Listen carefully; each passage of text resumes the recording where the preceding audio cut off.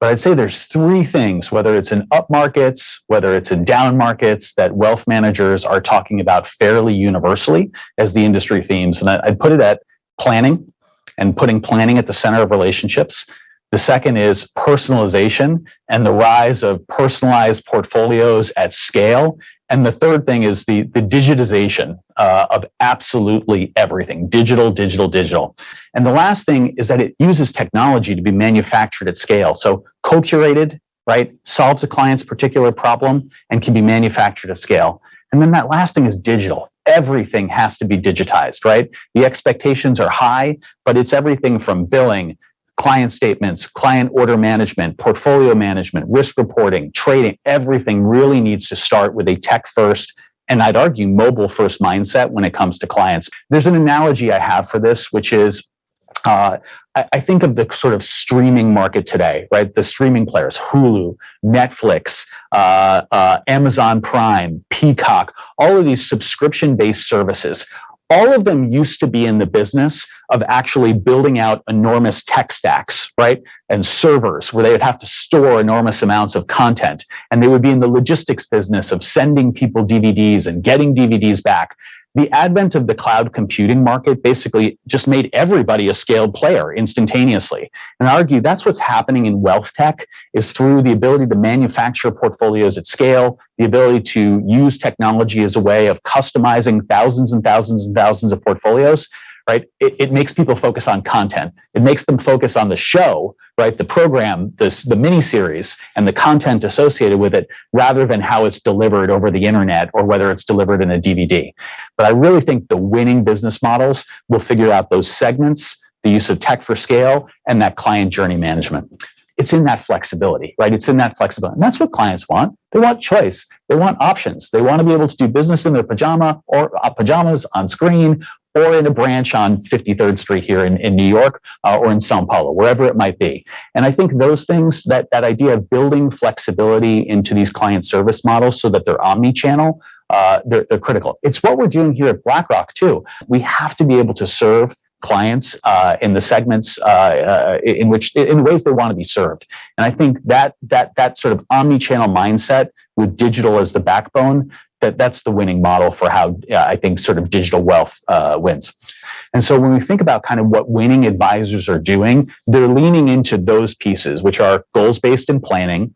They're leaning into personalization, and they're relying on scale enablers, right? They're relying on things that create scale in their practice. So model portfolios would be the number one scale enabler, right? The strategy of the global financial is to reduce the footprint of the business in things that are capital intensive and have episodic revenues, sales and trading, right? Very capital intensive and has episodic revenues, and to move their resources and investment into things that are capital light, like wealth management, and have long duration of revenue, like fee-based, right? Long duration, more stable-based revenue. So I can tell you, I think the world will one day, I probably will be retired, I hope, but the world will one day be 100% fee-based. I can't give you the horizon for that, but I'm telling you, those are all of the forces. The reason for that is they spend more time with clients. They spend more time winning assets away, and they spend more time attracting new clients. They're also able to have a scalable, repeatable, definable, customizable process that sits in technology. And sure. So again, come back to the definition of personalization, right? Which is it's co-curated with a client. It solves a client's distinct problem or investment objective, and it can be manufactured at scale, right? That's our definition of personalized portfolios at scale. So a couple of things is, I think the winning portfolio of the future, right, is one that goes beyond the public markets, and it moves from the traditional stocks and bonds 60-40 to something that's more like 50-30-20, right? So it's 50% equities, 30% bonds, and 20% private markets. And that has not taken hold yet. But if you look at the liability hurdles that people have, the growth targets that they have, they're going to have to start blending public and private together in order to really have portfolios that meet long-term client objectives. And then the last thing I would say just around this is private markets. And traditionally, I would say all wealth managers around the world overvalue daily liquidity.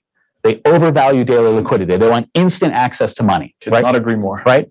And so I think there's remarkable opportunity to both diversify portfolio into private markets, but also improve kind of income and risk return profiles using private markets and being able to integrate those things into models.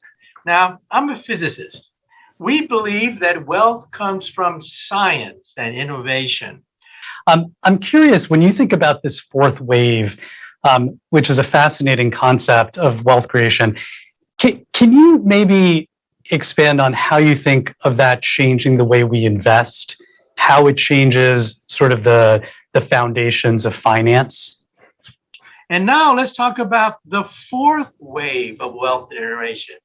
I say the fourth wave of wealth generation is physics at the molecular level. That is artificial intelligence, which we'll talk about. Also, biotechnology and nanotechnology. And now I like to look at my crystal ball and look at wealth generation by mid-century, by 2040, by 2050. There are several technologies racing to get out of the gate. Yes, people ask me, well, what do I do for a living? Because, of course, it's very difficult to be a futurist and get paid for it. I'm a professor of physics, and I work on what is called the unified field theory, string theory, which we think is the theory that eluded Einstein for the last 30 years of his life.